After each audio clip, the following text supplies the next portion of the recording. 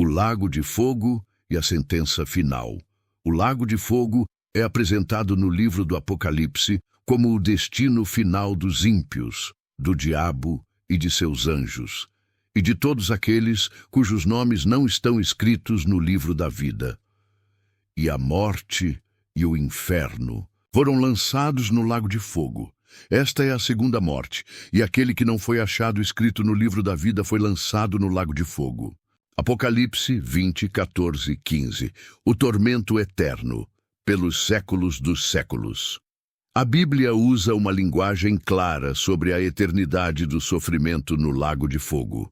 E o diabo que os enganava foi lançado no lago de fogo e enxofre, onde está a besta e o falso profeta, e de dia e de noite serão atormentados para todo sempre. Apocalipse 20, 10. E a fumaça do seu tormento sobe para todo sempre, e não tem repouso nem de dia nem de noite. A Apocalipse 14, 11. A expressão para todo o sempre, grego eis tous aionas ton aionon, é a mesma usada para descrever a vida eterna com Deus e o reinado eterno de Cristo. Ou seja, é simétrica. Se a salvação é eterna, a condenação também. Deus não está preso ao tempo humano. Deus se move na eternidade. Ele é o Eu Sou, o eterno presente. O julgamento final acontece fora do tempo cronológico, na dimensão da eternidade.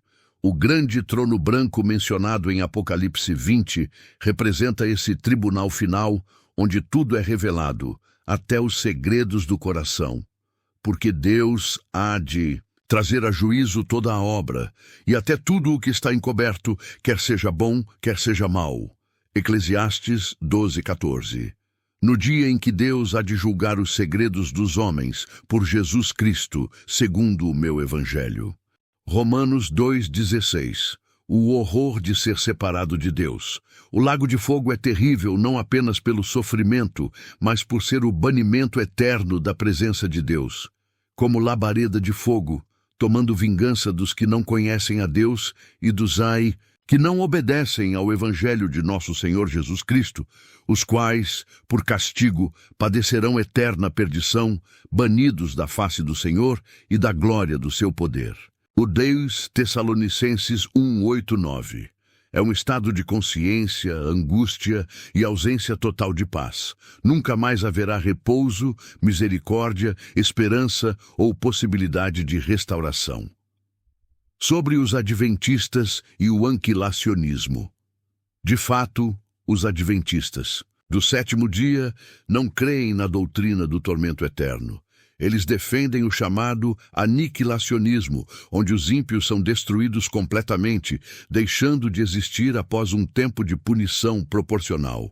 No entanto, essa visão entra em conflito direto com textos como Apocalipse 14, 11 e 20, 10, que apontam um sofrimento eterno, consciente e sem fim.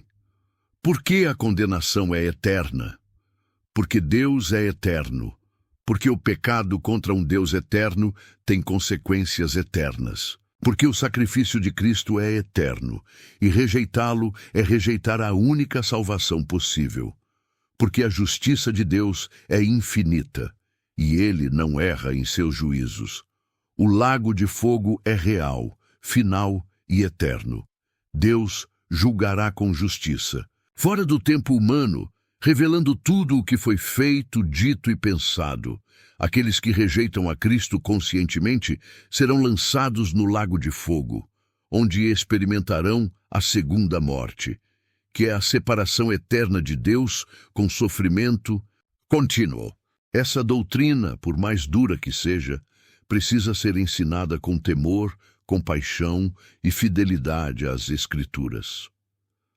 A condenação é irreversível. A sentença do juízo final será definitiva. Não há segunda chance, reencarnação ou aniquilação como forma de alívio. Jesus deixou claro isso.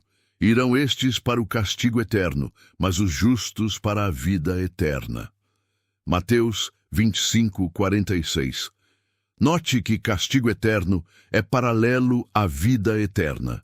ou seja, ambos duram o mesmo tempo, eternidade. Seria incoerente dizer que vida eterna é eterna, mas castigo eterno não é. O lago de fogo é o destino final de Satanás e dos rebeldes. E o diabo que os enganava foi lançado no lago de fogo e enxofre, e de dia e de noite serão atormentados para todo o sempre. Apocalipse 20, 10. Este texto é direto. O tormento é consciente, serão atormentados. É contínuo, de dia e de noite. É eterno, para todo o sempre. O mesmo juízo se aplica à besta e ao falso profeta, e mais adiante a todos os ímpios que rejeitaram Cristo. O lago de fogo é a segunda morte, e a morte e o inferno foram lançados no lago de fogo. Esta é a segunda morte. Apocalipse 20, 14. A primeira morte é física. A segunda morte é espiritual e eterna, em completa separação de Deus. É um lugar sem amor, sem luz, sem paz, sem perdão, sem retorno. Deus não está presente no lago de fogo.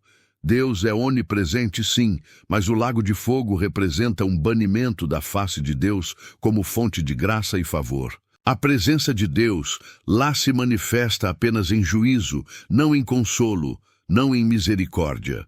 Os quais, por castigo, padecerão eterna perdição, banidos da face do Senhor. 2 Tessalonicenses 1, 9. O propósito do juízo eterno.